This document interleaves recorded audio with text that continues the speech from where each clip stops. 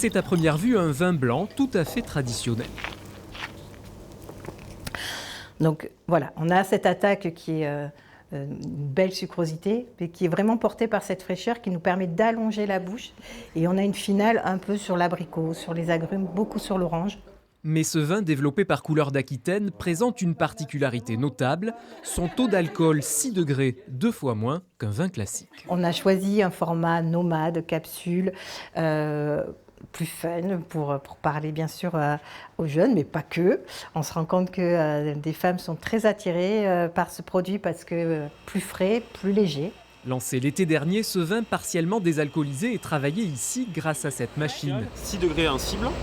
Et après, c'est vous qui les sélectionnez. On peut faire du 11 vers du 8, vers du 9, vers du 10. Grâce à une distillation à basse température, une partie de l'alcool est extraite du vin initial. On va légèrement préchauffer les vins, d'accord ? Les faire rentrer dans une cuve qui est sous vide, avec une pression très faible, qui va permettre l'évaporation instantanée du mélange eau-alcool. L'intérêt, il est de ne pas abîmer les vins en les surchauffant. Une façon de préserver les caractéristiques d'un produit qui bénéficie toujours de l'IGP Périgord. Ça a été du dosage et du profil de vin à la base, puisqu'on part d'un vin qui est sur un profil où il faut qu'il soit déjà très aromatique pour ne pas avoir quelque chose de très plat à la fin.